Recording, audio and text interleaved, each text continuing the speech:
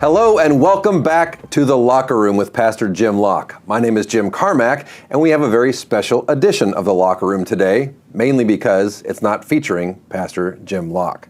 We do, however, have a very special guest, so allow me to introduce you to the one, the only, the legendary, the incomparable, the Reverend Pat Mobley. Pat, welcome. Thank you for joining us on The Locker Room. Well, glad to do it. Going to be hard to live up to all that. Well, I don't know. I've known you for a little while, 15 minutes so far, and it's been pretty good, I think. I think so.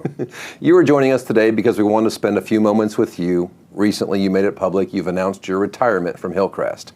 And I think most of our regulars, at least our members, all know you. But for maybe those who don't or who have been joining us on the podcast, how long have you been at Hillcrest on staff? I've been here 37 years, 37 and a half now, and came in April of 1988. Wow. I won't tell you where I was in that time. Ronald Reagan was the president. You still remember. Yeah. That's a good sign. That's a good sign. Yeah.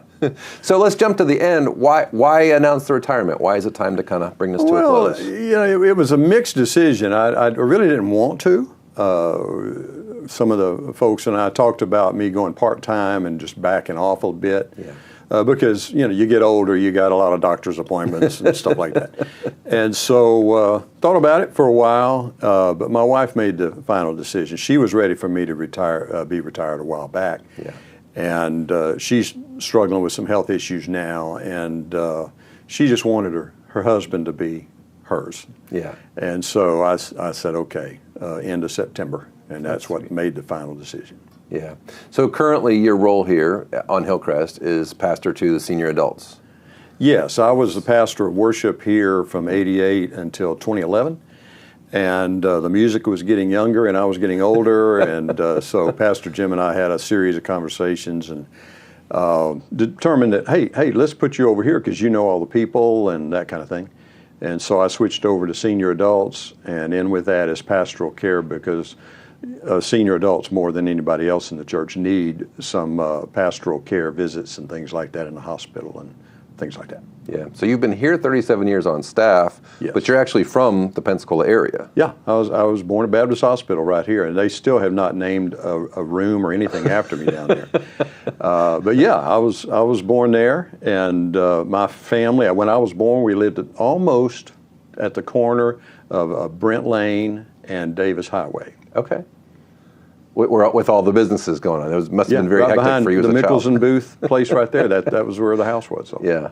So you grew up in this area. You're familiar with the area. Yeah.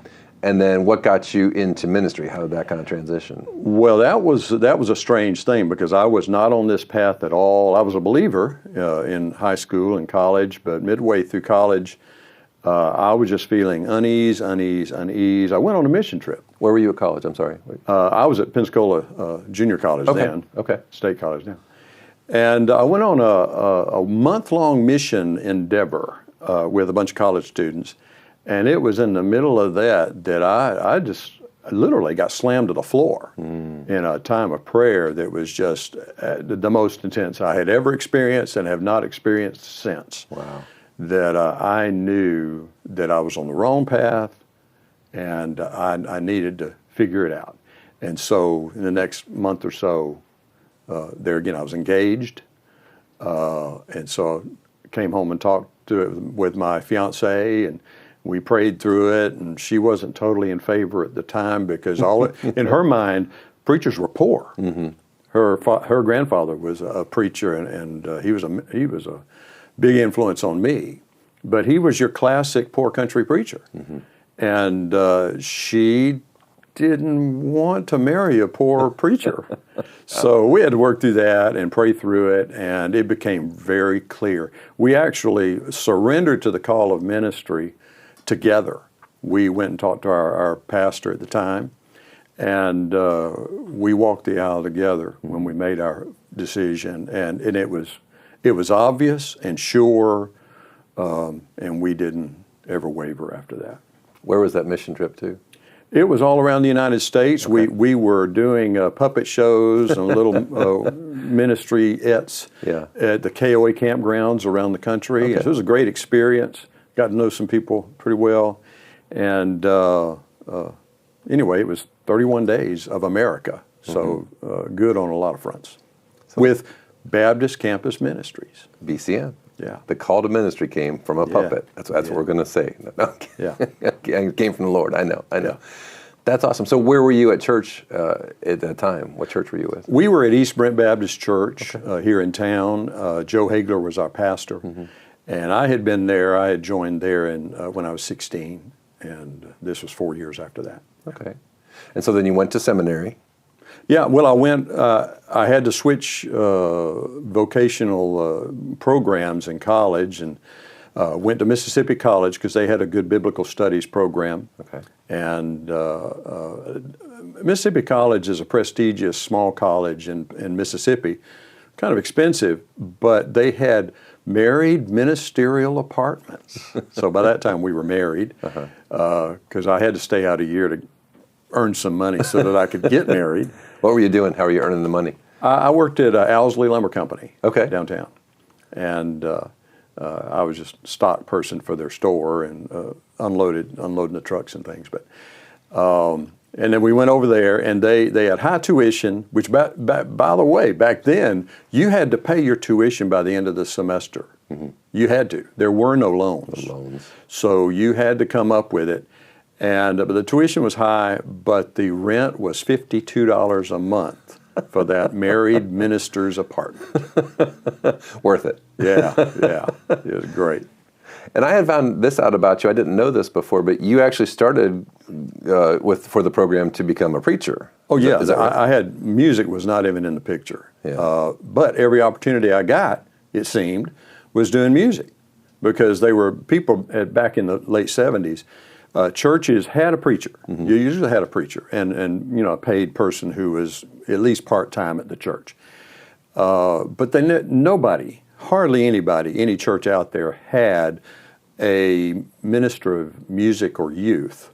They might have had volunteers, sure, but not anybody on staff doing that. And they were all trying to get people to do that. And, a 21-year-old, okay, here you go. So didn't get paid a whole bunch, but it helped pay the tuition.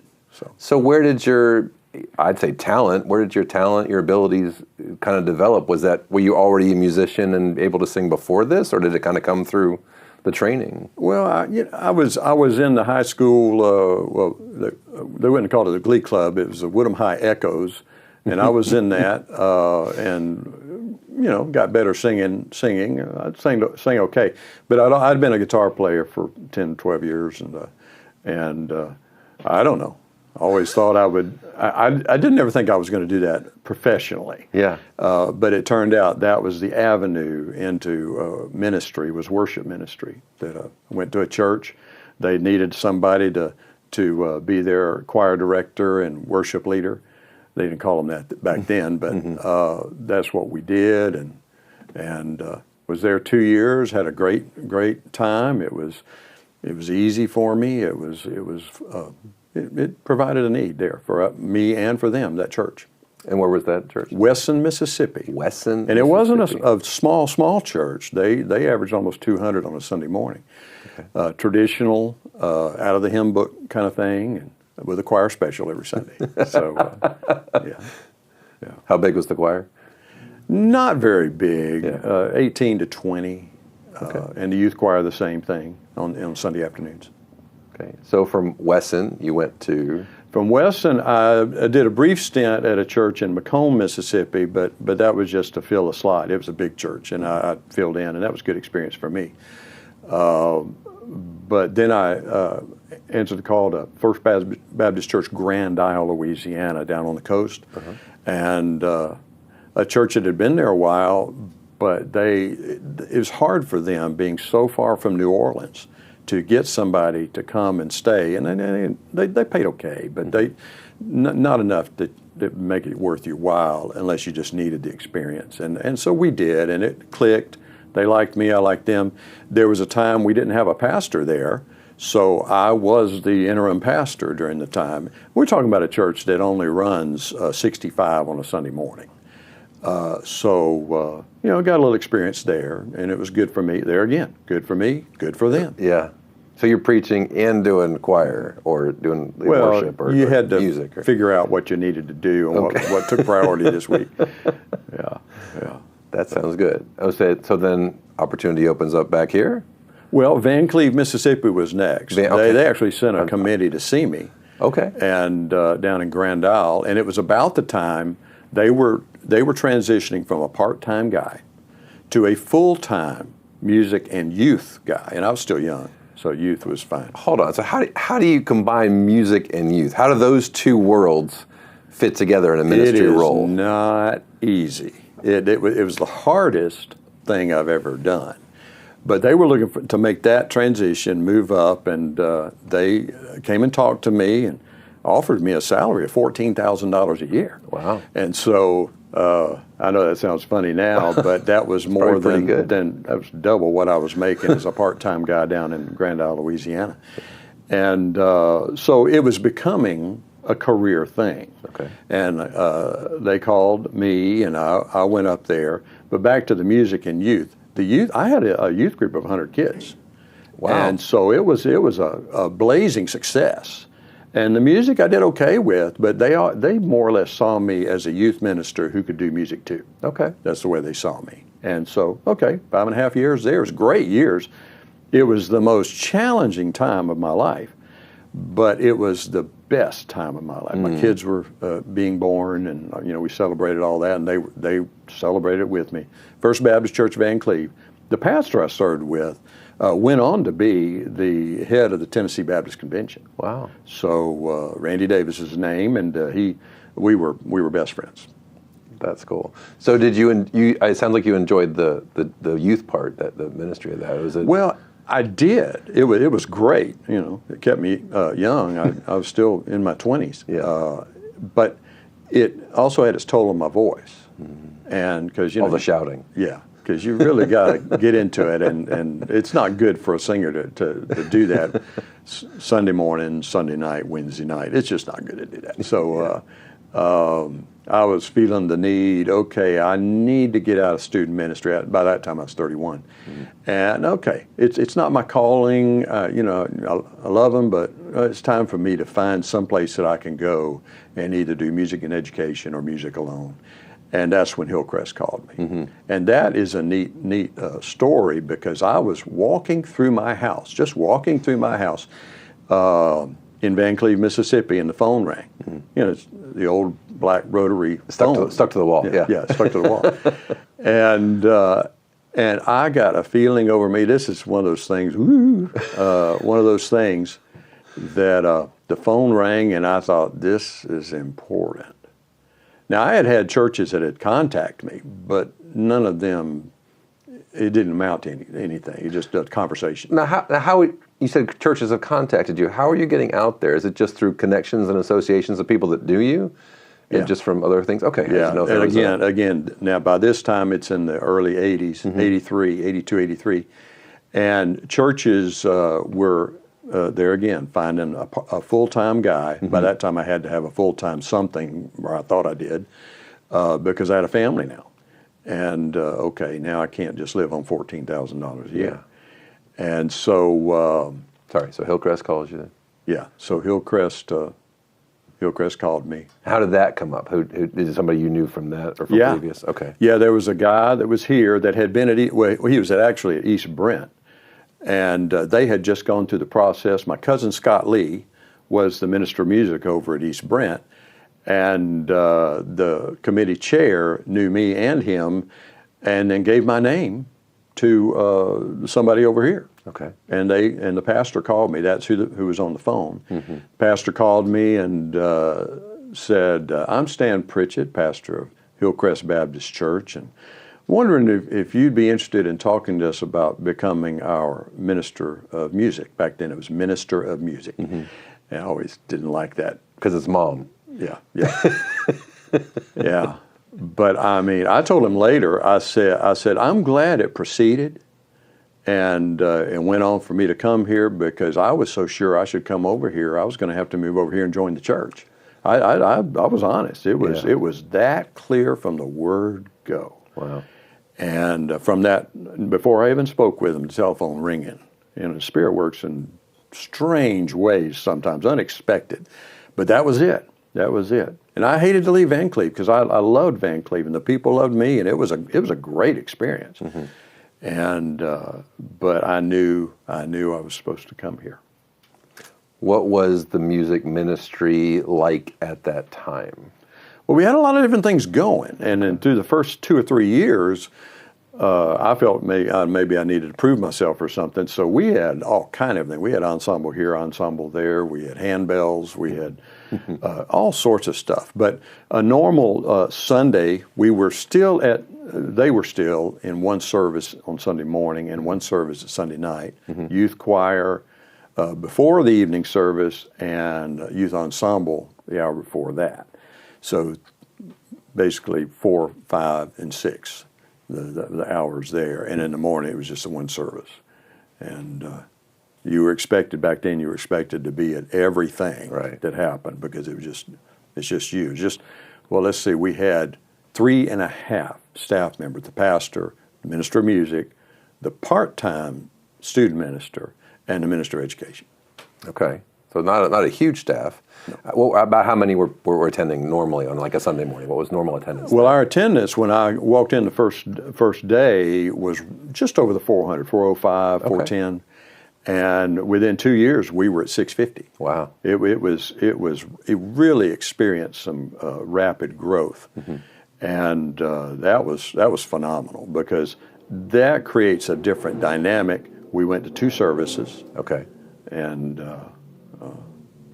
for a while later on, we went to 3 services on Sunday morning. That was tough. And during those years, that worship center was where the student building is now, right? That was the worship center. That was the worship center. Yeah, built in I think 1973 maybe. Okay. Finished. It might have been finished in 75. Okay. But yeah. And so, what year is this? About this time that you came here? This was 80. I came in 83. Okay. And this would have been let's see. Stan Pritchett was the pastor. He stayed until 95. Okay. So sometime 92, 91, 92, somewhere in there, that was our explosive growth. Okay.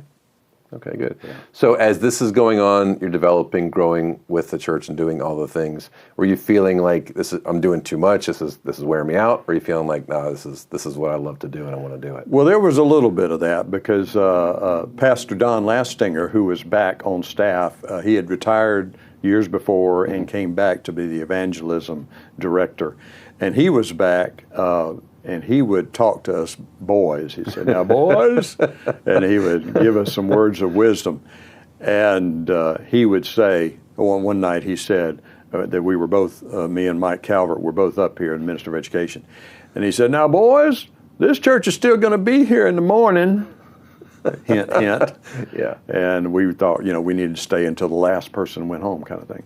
So, it was challenging for with 3 little girls at home and a wife too, and challenging, but it was fulfilling too. It was exciting, is what it was. It was exciting. So good for me, good for the church, I think. Yeah, all was clicking. How did you navigate trying different things? You mentioned the ensembles you have. Personal experience, I know you had Jubal, the men's group for a while, and I remember the Christmas pageants with the angels and different things. How was it always like trying to do the new things but also stay traditional? I know that's a challenge for the music minister or the worship guy. How do you navigate that? The making everybody happy, if you will. Oh yeah. I told Jim Locke one time. I said, "Jim, he said we need to go 100%." And I said, "Jim, I'm happy if 88% approve of what I'm doing." That was your number. Yeah, and he didn't like that. But I said, "There's just no way in the world you'd break your neck trying to please 100% of the people." Yeah. So 88% is good. I call that a win. In the NFL, that would be a win. Right. And it's Jubal was always the flagship because people loved it when they sang. It's fairly easy to do. You have one rehearsal a week and you go. Yeah. And they'd sing once every other month or so, and that was a men's group. We had between 4 and 6 all the time, and easier to mic them But that makes a big difference. Yeah. Because they're all holding a microphone. You can hear every single one of them. With the choir, sometimes it was a hit and sometimes it was a miss, hearing what you needed to hear. So that was easy. The other things that happened,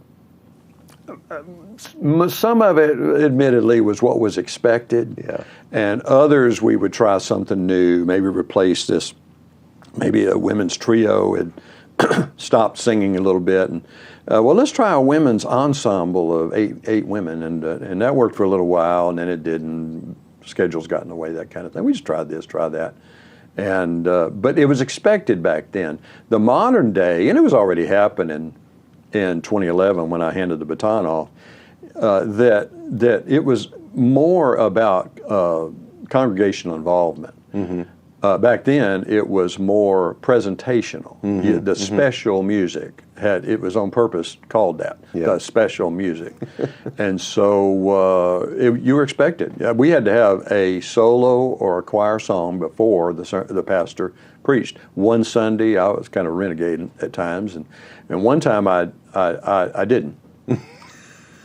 And the pastor talked to me about it. So, okay, I have my marching orders. Got it. Man under authority here, and so we didn't mess with that structure. Mm-hmm. You do this at this time, and that at that time, and that at that time, and so you had to have one element of the service was a presentation, and usually two. Mm. And so you went from Stan Pritchett as pastor to Willie Rice to Pastor Jim. How was it transitioning with the different senior pastors? Well, they were all different, totally different personalities. Stan Pritchett, we became very close friends during his time here, kind of in the trenches together kind of thing. And he was a laid-back, easy-going guy. He could preach just not even thinking about it. He just let her go. Yeah. And he used to say that a good sermon's like bologna. You just slice it off, and the next time you pick up right where you left off. And he was that kind of guy. He could make it work. Now, Willie Rice would have never done that, and Jim Locke wouldn't even think about doing that. So he had his own personality. And then Willie came along. Willie was that young, fiery guy with certainly some preaching skills. He could really bring it. And always seemed to connect with the people. It was amazing that he just had that gift that he knew exactly what to say today. And then Jim came 20 years ago. That's phenomenal in itself. For a pastor to stay 20 years and have great success doing it. And he has the more, let me teach you what the Scripture says. And it's not like it's boring or anything. He's just that is his drive, and he does it better than anybody I've ever heard. That style. Yeah. And so 3 completely different styles, and 3 victories. 3 victories. Right. That says a lot. Because Hillcrest, most people only had 5 pastors in our history. Yeah. That says a lot. So I served with Brother Don, but not when he was pastor. Okay. I served through the last 3, obviously. And I even knew Freeman Williamson, the second pastor, because he preached the funeral service of one of my grandparents back in 1982, I think it was. And so he was there at the house visiting with the family. So I knew all 5 of them. I didn't know anything about Hillcrest, but I could look back and say, oh, I knew him too. Which says a lot. I know Pastor Jim refers to you as one of the only people on staff longer than he was when he came here. Yeah. And so that says a lot, you and Calvin. So going through that, looking back all the years, talk about some of your fondest victory memories, some of the best moments that you kind of point back to as these were really good things. Well, there have been a few, and seeing my kids grow up here, one of them met her spouse here, who was a youth intern. It was forbidden for the youth intern to become involved with high school graduates, had just graduated high school, but you couldn't hold them back. I mean, it is obvious, and so we had to wade through that one, and it was great. Adam Wallace is his name, and she's now Kira Wallace, and it was challenging because a student minister at the time was not on board with that, and came and talked to me and said, "You got to stop this." and I kind of laughed and I said, "What do you want me to do?" It's obvious what's happening here, and yeah, we'll keep them apart, and they can talk them. No, they can't even talk on television. Oh, okay. Yes, okay. they can. Yes, they can. I'm not going to forbid that, but they won't ever be seen together at the church, so that it doesn't bother anybody else. So anyway, they're still married and doing fine. Have 3 boys. The oldest one of them is turning 18 in a few days. Wow. So, yeah. And that was one. The Christmases were not every year was just an absolute hit, but there were some that were phenomenal moments. We did one. I don't even remember the name of it, but one of the key ingredient scenes when we did everything drama-wise back then, drama with music. Yeah. And so they had a worship through the ages, and we had the manger, like Bethlehem manger kind of thing up there. And through the ages, people through the ages, there was the night of the 13th century kind of thing. And on through the Civil War guy came in with his long gun, and we had to borrow that one. And all the way through different things, the Pilgrims, on through the ages, and that thing, when we saw it come together and then we presented it to the crowd that was there, it brought chills. I mean, it was like, wow, this is really something. I don't remember a song that we sang, but I remembered that piece right there. And then there was our only one attempt at doing an Easter Passion thing. I played the part of Jesus because I was still young enough to do it and thin enough. And so I played the part of Jesus, and it was for me personally, it was a very deep religious experience because I had to try to act like, imagine that, yeah. Act like Jesus. Yeah. And so we call it becoming like Christ, but yeah, I know what you mean. Yeah. So that was deeply beneficial to me personally, and people still talk about it to this day. So those kind of things. Does that encourage you when people come up and say, "I remember when you did that. I remember this thing"? Is that? I think it's more than encouraging. It's necessary because sometimes you can get weighed down. Any job, I guess, but in ministry, it's more. Yeah. And you can just get weighed down. I'm not good enough. I haven't done enough. The guilt sets in. Satan attack you any way you can. And, I just should have done this. I shouldn't have said that, kind of stuff. And when people come up to you and encourage you, it means all the world. And in fact, here at my retirement, I'm getting cards and what's that song? I get cards and letters from people I don't even know. Yeah. And it was like they're sitting there. They're with you every week. You just don't know them very well, or maybe you've heard their name one time. And I get a retirement card from them. And I'm thinking, wow. And then some of them have very nice sentiments in them and stuff. And, so it's been very, very encouraging. Speaking of attack, if you don't mind sharing a little bit, I know you had a health scare, some health issues in the middle of kind of your journey. Do you mind talking a little bit about that? Yeah, I had a derailleur. I got struck like a lightning bolt between Christmas and New Year. 15, how long ago was it? 17 years ago now. And it was like a lightning bolt. I couldn't move, I couldn't speak, I couldn't do anything. I had to pound on the counter. I was standing in the kitchen to get my wife's attention. And she came in there, and it was bad. So went through, long story short, we went through 4 months going to doctors and specialists trying to figure out what in the world this is. And I was in a lot of pain, just debilitating pain. You couldn't just keep going. Yeah. Couldn't just keep going. I had to stop driving. And so my wife was carrying me everywhere that I needed to go for my work. And so it looked to me, it was almost at my 20th anniversary here, 17 years ago.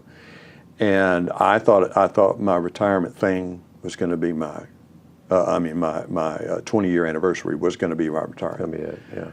Well, I was still hanging on for dear life, and went to see another doctor because a friend of mine here, who's a doctor, said, you need to go see another doctor. Just find a doctor that'll tell you what this is. You can't keep going on without knowing.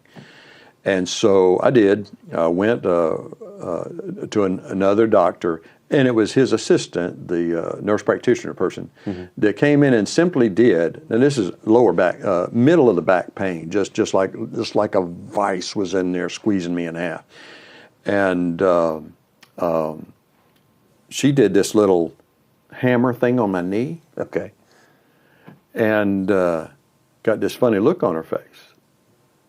And she said, hold on a minute. And she went and got the neuro guy, and he came in, and he was flustered because she had obviously interrupted what he was doing. Yeah. And so he came in and did the same test, got the same look on his face as she had, did it again. And he said, Mr. Mobley, you have no nerve impulses to your right leg. We have been looking in the wrong place. Wow. They were looking, it was the spinal cord. It was a tumor that was cutting my spinal cord in half. Wow. That's what he described. He said, it's doing this. It's doing this. And you have days before it cuts you in half. Okay. So we did surgery. He did surgery. I was telling people it was the next day. It was actually 2 days later. 2 days later, he did surgery and got that tumor out. The funny thing about it is, it is now. He had never done one of these, or the surgeon that he sent me to had never done this before. But he did scare me because he prepared my wife and I. He said, this surgery is a 50% chance. Wow. And he said, and I'm not talking about, coming through the surgery. I'm talking about it's a 50% chance you're going to come off the table. Wow. And so, okay, when you're in that situation, there is no choice. You got to do surgery. If I live, I live. If I die, I die. Yeah. It's all up to God anyway. So it was a deeply spiritual thing that happened, not just the physical. When I woke up later on after the surgery, it was no more pain. Amen. No more pain. I had to work to get my legs back and my strength back, and I still walk a little funny, but I never had any more of that pain. They do tests every so often. Nothing. Wow. So that was an interruption to ministry because I was certainly less than my best for about 6 months. Yeah. And at one time, I could hardly walk. I could hardly do anything. I remember those years. Our family was members for a long time before I was on staff, and I remember those years when you're kind of walking through that, and there weren't a lot of answers, is what I remember from it. We just didn't know. We were just praying, but we didn't know specifically what it was, and so I know there was a lot of concern and all that. But I'm glad you came through it. Yeah, and I don't say this much, and people think funny of it when I do, but I say it honestly. I was down so far, that I was praying for God to it hurt so badly. Yeah. There were no answers. I'm just going to be like this the rest of my life. I do not want to live this way, and I'm saying that nicely. Yeah. Middle of the night prayers, I'm glad God doesn't answer some of them. It was, because he was answering my prayers, just not in the way, I was thinking about, but he did. Eventually, the positive way gave me a new lease on life. And my grandkids, I've gotten to know them. It's a blessing. So it's good. Thank you for sharing that. I appreciate that. God is blessed. Even through the bad times, you just got to get through the bad times. That's the thing about it. Even if the bad times are going to continue, you just got to keep on keeping on. That's part of the Christian walk. Jesus and the cross. Yeah. So if you could determine what's the word or what's the way that you want to be remembered for your time here on staff at Hillcrest? Well, I hope people saw that I did stick to it even in the tough times. And people have said that to me, and I deeply appreciate it because that's how I felt. I felt like, man, we made it through. We made it through. We made it through. And it's not that church work is so bad or anything. It's just that there are times that it can really weigh on you, and it can affect your marriage even sometimes, because so much is required, and you work where you worship, and there's a lot of things in there. Yeah. And so I just hope that people, the ones that are into this kind of thing are really paying attention with it. You know what I mean? Mm-hmm. That they'll remember that, I was one of those guys that stuck with it, mm-hmm. and even through the thick and thin. Mm-hmm. So that would mean a lot to me. But there again, I feel good about making it through, and I think that feeling inside when you've done something and you think, I have accomplished the task. And it's not like I'm I'm done now. I think there's another chapter left to be written, and I told people that I'm not going to be a staff member anymore, a pastor on staff. Yeah. I'm just going to be a regular old member now. And I'm going to give myself a year just to kind of adjust to everything. And my wife said, I want you mine for a year. And I said, okay, I can promise that. I'll say no to everything that I can for a year. And then I'll re-engage and see right where I need to do. It might not be a whole year, but for a while. I just need to learn how not to be the pastor of senior, because they'll get another person, and they'll probably do it better than I did. I just need to get used to the idea. Good, because we've got some new projects I want to tell you about that we need some leadership on. Yeah. Well, let me say this. Like I said, we've been members for a long time, so I've seen you from the member role for many years, and then being on staff, I've gotten to know you a little bit better. I would say that probably, maybe not as many people would recognize, I think you're tremendously funny. I didn't know how much of a great sense of humor you have, so when we've gotten to talk and share, very funny, but also very caring. I see the care with which you take. I said that wrong. English is hard. I see the way you care for others, and I appreciate what you've done there and the role that you've played in that. And I'm going to leave you with one last memory, and I'm going to try and get through it well, because it was not long after my dad had passed away. And you did a special service, and you sang "I Can Only Imagine" by Mercy Me, and it accompanied a video in the background about a guy who had died in the hospital. It was very, very powerful at that time for me. It got me through that hard time. So thank you. For those kinds of things. I wasn't going to do that. Thank you for those kind of moments that you did. Whether you knew them or not, you've helped a lot of people. You've helped me. So thank you for that, and for what you gave us for 37 years. Thank you for sharing that. We wish you nothing but the best. And can't wait to see you around. There you go. There you go. I plan to be here. Perfect. Well, thank you, Pat, again, for sharing your memories with us, for giving us time to celebrate you, and hopefully we continue to do that well. So thanks. And next week, we're going to have, some other specials coming up for the next couple weeks, but please continue to stay with us on The Locker Room. We love to get to spend some time with you and share some of our thoughts, give you a little bit of a look behind the curtain. So hopefully we'll see you next time on The Locker Room. God bless you.